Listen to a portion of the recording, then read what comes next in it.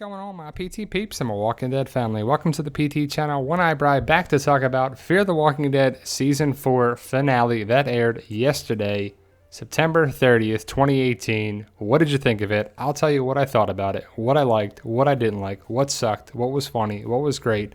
Obviously, spoiler warning for Fear the Walking Dead Season 3, Season 4, the Season 4 finale. Just general spoiler warning for Fear the Walking Dead as a whole, because I don't know what you know. But if you love The Walking Dead, Fear the Walking Dead, and The Walking Dead universe, become a valued member of the PT channel and our Walking Dead family by hitting that subscribe button, and I hope you do. Obviously, photo credits to AMC and Fear the Walking Dead for the pictures used in this video. Well, the good is that this lady is gone. Awesome. Ding dong, this lady's gone, and I love it. Martha's gone. Well, Martha is probably the worst villain in the history of The Walking Dead, Fear the Walking Dead. I don't think you can get a worse character, but we'll talk about her later. Let's talk about Al's running and how hilarious it was. Just her awkwardness with her arms and the way it just was pretty funny. But I did like Althea, and I do like where the show is going, potentially. And I just wonder if they're ever going to get to Alexandria or not. I don't like it when walkers, zombies, whatever you're calling it, they're eating a body. They see Al, they stop what they're doing, and then they go towards her. Why would all the zombies just stop what they're doing? A couple of them would still be eating the dead body on the street.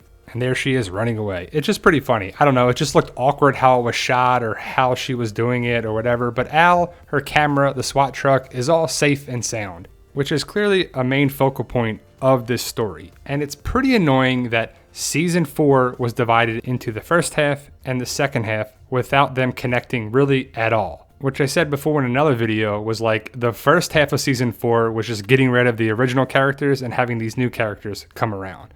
But Althea got away. Her story was that she had to stay in a post office. She was swarmed and she got away. And I'm glad Al and a lot of the characters survived. Really, everybody survived except Martha and Jimbo the Walker, which shows to me that it's a total reboot. Next season, Season 5 is greenlit. It's probably going to have no connection with the series whatsoever besides this back half of Season 4. What I did like here is the tactical shotgun with the light and the vest that Al was wearing. Hopefully she kept those. And I want Fear the Walking Dead and The Walking Dead 2 to be a survival story again. And what are they going to do? Where are they going to go? What's the plan? What's Momo's plan? And if you watch Talking Dead, it was pretty hilarious that Lenny James hates the nickname Momo. Even though it should be Mojo because it's Morgan Jones, and it should be Mo and Joe, Mojo. And I think Maggie Grace, the actress who plays Al, she was on the Talking Dead as well, and hopefully she brings that to the table next season, even though Morgan Jones, Lenny James, definitely hates the nickname Momo, which is probably going to stick now. And I've never seen a series more divided of people liking it and hating it.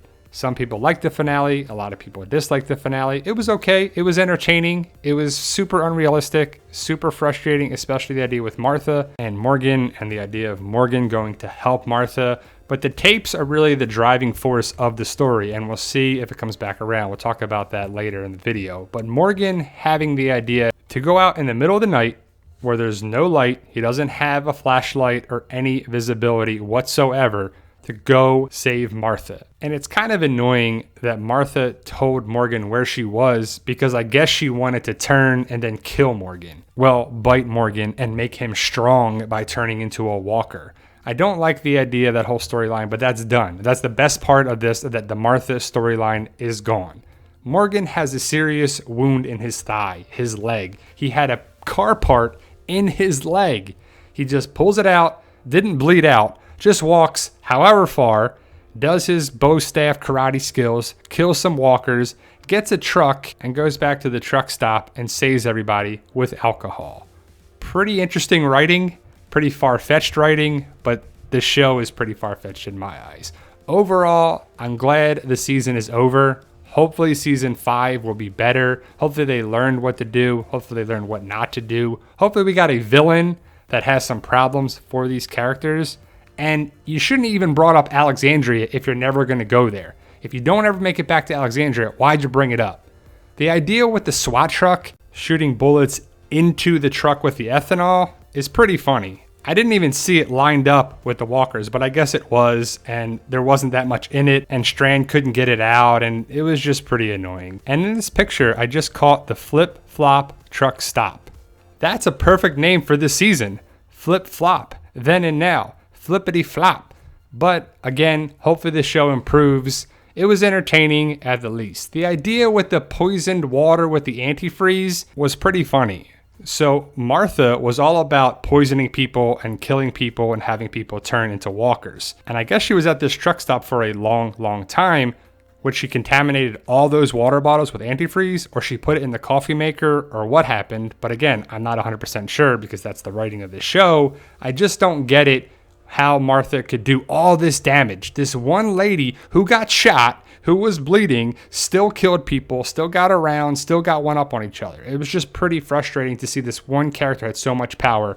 But at the end of the day, Jimbo's Beer Bows saved the day. And I guess that's what it came back around. That's what the story was, is that Jim still saved them. Even after his death, he still helped them out. And I love John saying something to Charlie like, yeah, watch what they're drinking over there. Because she's underage and she had the drink to get rid of the antifreeze.